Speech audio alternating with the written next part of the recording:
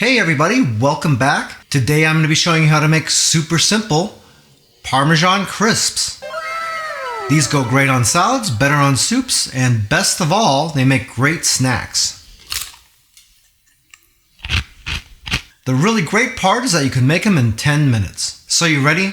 Let's get into this.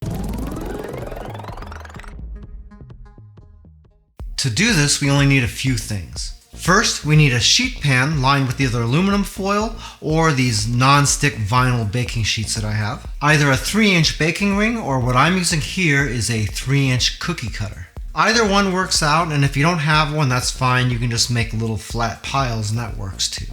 And the only other thing we need is fresh Parmesan cheese. If you're getting it from your grocery store, you want to make sure you're getting the fresh stuff that's in the refrigerated section. You don't want to get this type of stuff that's just on the regular store shelves. That's not going to work for this because it has a lot of preservatives in it that keep the cheese from binding.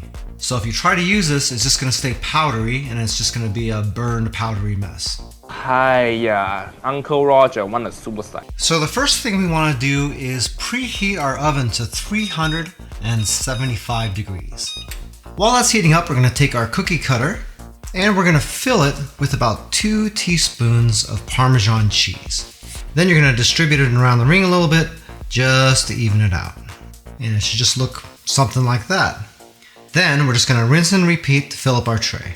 Hey, by the way, if this is your first time here and you want to learn some cool new recipes, get some great cooking tips and tricks and all sorts of other kitchen related things, then start now by subscribing to the channel and clicking the notification bell so you never miss a thing.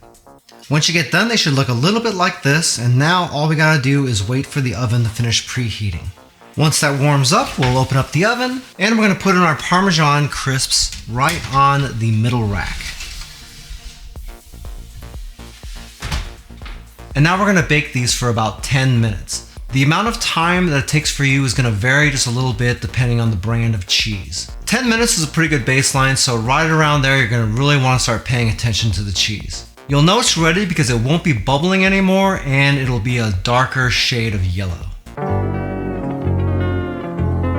Alright, it's been 10 minutes. Let's take a quick peek. And those look awesome.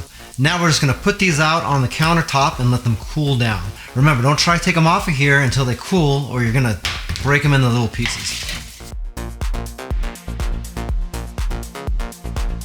These things are really great, and if you ever had anything like cheese wisps or moon cheese or anything like that from the grocery store, you know exactly what I mean. If you make these, I guarantee that no matter how many you make, they're all going to be gone within 10 minutes of finishing them up. If you like this video, then you might like this video right here where I show you how to make really super easy peanut butter in a Ninja Detect blender. Those things can actually make that peanut butter for you without you having to take the lid off and scraping the sides of the pitcher. I don't know about you, but for me, not having to do that is a game changer.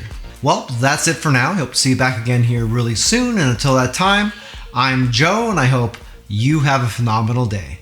Take it easy.